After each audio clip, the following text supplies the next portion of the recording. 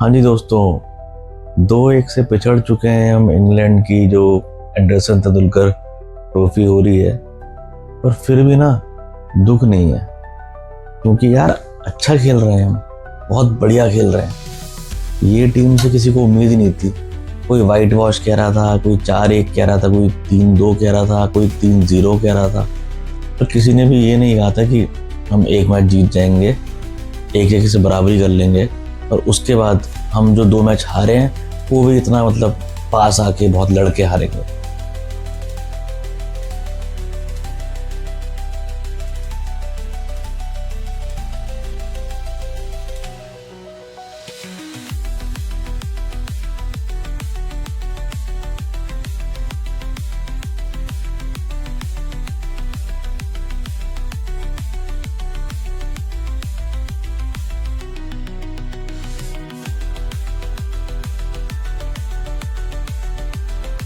तो अगर हम बात करी जाए हमारी जो पिछली जो टेस्टिंग थी जो ऑस्ट्रेलिया में थी और इसमें, इन दोनों में क्या फ़र्क है?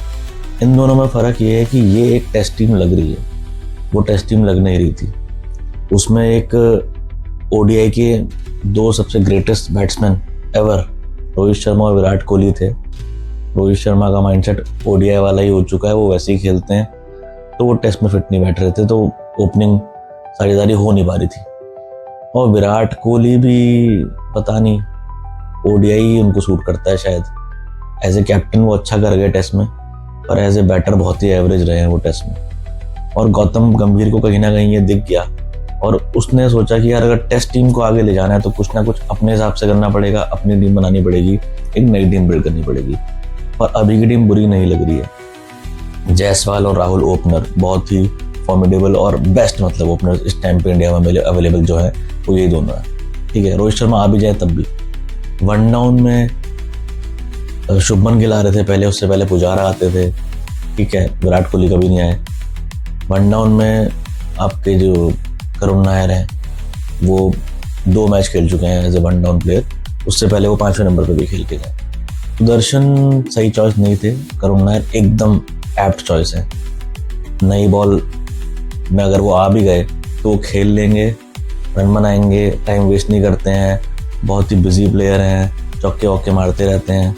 और मुझे अभी तक उनकी बैटिंग कहीं पे ख़राब नहीं लगी है, बस थोड़ा सा कहीं माइंडसेट स्टक है, क्योंकि इतनी बार अच्छा स्कोर करने के बावजूद भी डोमेस्टिक में उनको अब मौका मिला है, तो शायद थोड़ा सा वो ज़्यादा कॉशियस होके खेल रहे हैं, और उस कॉशियस होने के चक्कर में वो विकेट खो देते हैं।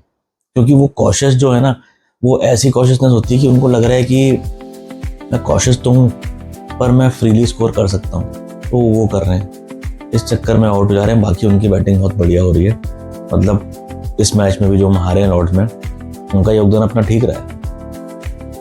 सेकंड डाउन पे बात करते हैं शुभमन गिल। शुभमन गिल की देखो बातें शुरू हो चुकी दोबारा से। एक इंग्लैंड के ही किसी बंदे ने बोला था कि अगर ये 150 रन मार देगा यहाँ पे कंबाइन दोनों पारियों के, तो मैं इसका लाइफ टाइम फैन हो जाऊंगा और मैं कभी कुछ बोलूंगा ही नहीं इसके बारे में। तो वो सही प्रूव हुआ, और उसने उसमें साथ में पिच डाली हुई थी लॉर्ड्स की, और लॉर्ड्स की पिच एकदम हरी भरी दिख रही थी। तो शुभमन गिल फ्लैट पिच बुली तो है ही, ये तो दिखता है, क्योंकि अभी तक उन्होंने कभी, अगर हम बड़े टूर्नामेंट की बात करें तब भी जरा सा भी कहीं फंस जाते हैं तो वो नहीं खेल पाते हैं। तो उनको इन जगहों पे प्रूव करना होगा। बहुत ही आने वाले समय के बहुत बड़े बल्लेबाज बनेंगे, पर फ्लैट पिच बुली वाला जो उनके सर पे अभी एक भार है ना, ये इनको हटाना पड़ेगा। ये हटाने के लिए उनको मेहनत करनी पड़ेगी, प्रैक्टिस करनी पड़ेगी, वैसे बॉलर्स खेलने पड़ेंगे, फेस करने पड़ेंगे, तब जाके ये टैग उनके ऊपर से हटेगा। फिर पंत के लिए तो बोलने की कोई ज़रूरत ही नहीं है। पंत तो अपना सेट है, उनका हिसाब किताब अलग है। उनसे ना गंभीर बात कर सकते हैं, ना कभी कोहली कर सकते थे, ना शर्मा ने करी होगी।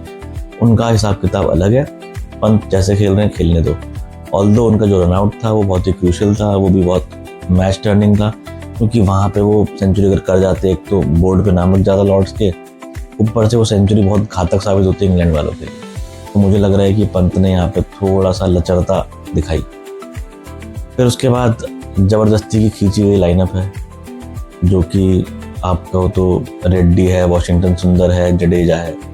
जडेजा का तो बनता है होना, सीनियर मेंबर है टीम के, बॉलिंग भी अच्छी करा रहे हैं, तो उनका तो बनता था। रेड्डी और सुंदर जो पिछले मैच में मैंने कहा था कि आप जस्टिफाई कैसे करना चाह रहे हो, इन्हें आप as a proper batter justify कर रहे हो, एज एन ऑलराउंडर कर रहे हो, क्या कर रहे हो?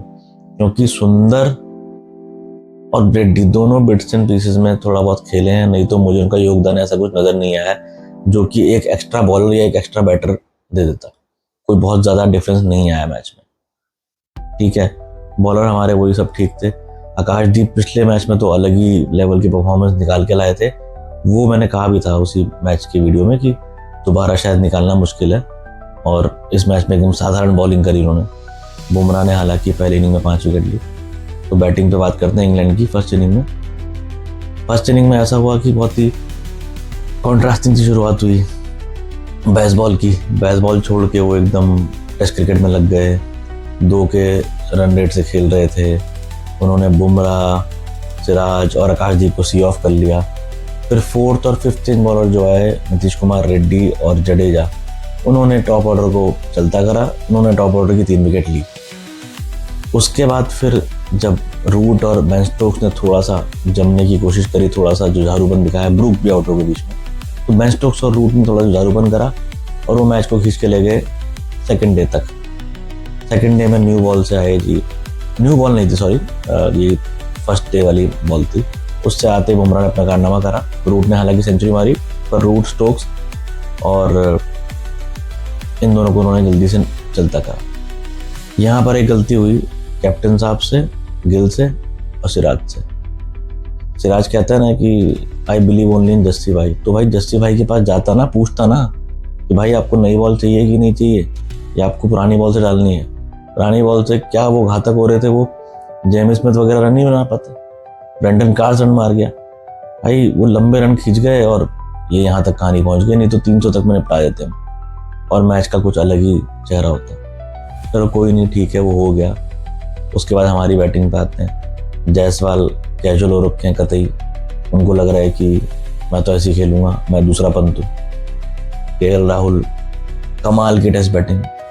एक अभी लेख पढ़ रहा था मैं उनके बारे में कि आफ्टर सचिन तेंदुलकर अगर कोई सबसे ज़्यादा टेक्निकली साउंड इंडियन बैट्समैन है, इंडियन बैटर है, तो वो है केएल राहुल। और कहीं गलत नहीं कहा गया है। बहुत ही खूबसूरत, बहुत ही सुंदर लगते हैं वो जो वो खेल रहे होते हैं। और वो टेस्ट क्रिकेट के लिए ही बने हैं और ओपनिंग के लिए लाजवाब। सेंचुरी दूसरी बार बोर्ड पे नाम लग गया उनका, जो कि बहुत कम बल्लेबाजों का। वेंगसरकर है जिनका 4 बार बोर्ड पे नाम लग चुका है लॉर्ड्स के सेंचुरी के लिए। उनके अलावा बस यही है दूसरे नंबर पर। फिर हम बात करते हैं अपने वन डाउन नायर की। ज़बरदस्त खेला, 40 रन, बहुत ही खूबसूरत 40 रन थे, मज़ा आ रहा था देख के। पर फिर एकदम से कैप्टन बेन स्टोक्स आए और उनको आउट कर दिया। गिल फ्लैट पिच बुली, आउट।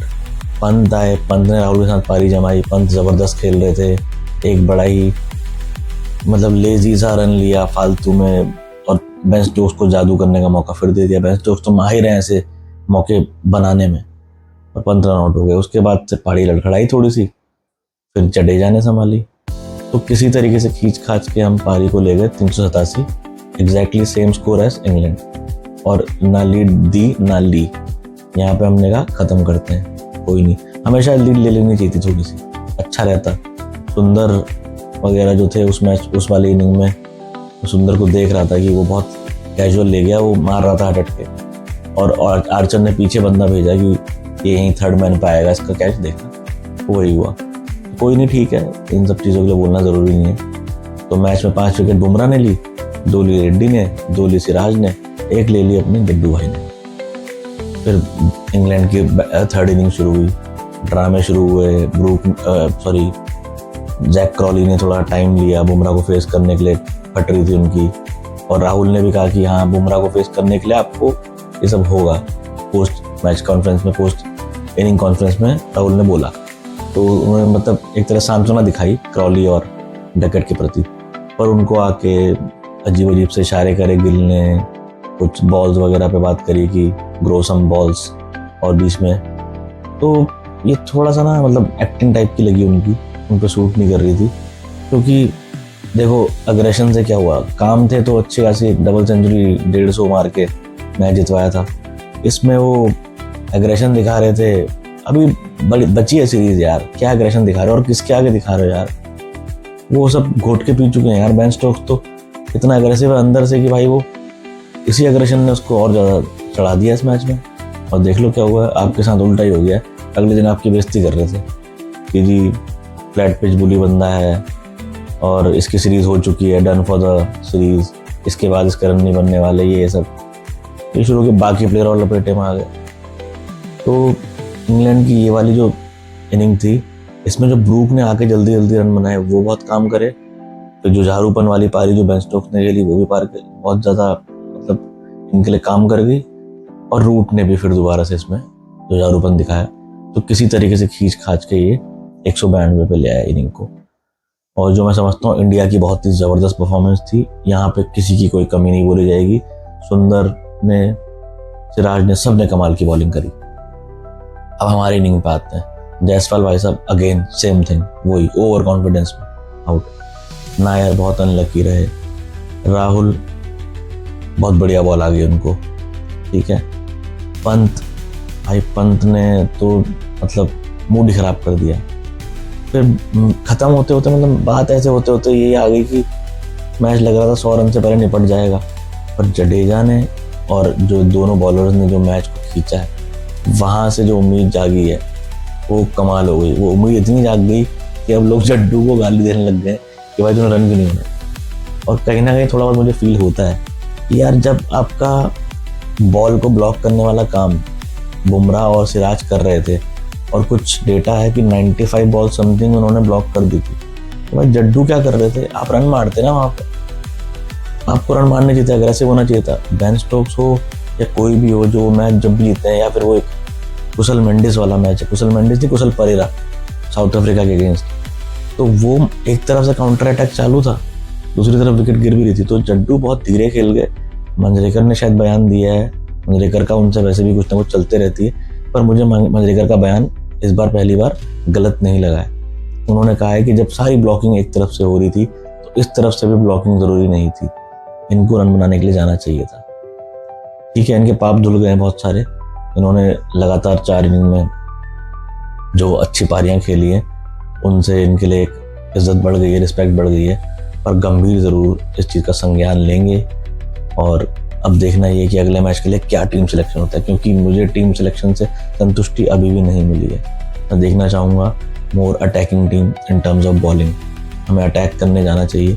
जब इंग्लैंड जैसी टीम अपने वो 3-4 पेसरों पर भरोसा कर रही है, क्यों मतलब इंडिया ने इतना मारा है उनके सारे बॉलर्स को, बशीर पिट रहा है, और फिर भी वो एक स्पेशलिस्ट स्पिनर को रख रहे हैं, बशीर को, क्योंकि उनको चाहिए कि यार एक स्पेशलिस्ट स्पिनर होना चाहिए। तो अब उनसे सीख लीजिए और कुलदीप यादव को ज़रूर खिलाइए प्लीज़, वो आपके बहुत ही अटैकिंग बॉलर हैं और वही आपको मैच में लेके आएंगे। अगर जीतना है तो आपको अग्रेसिव होना होगा।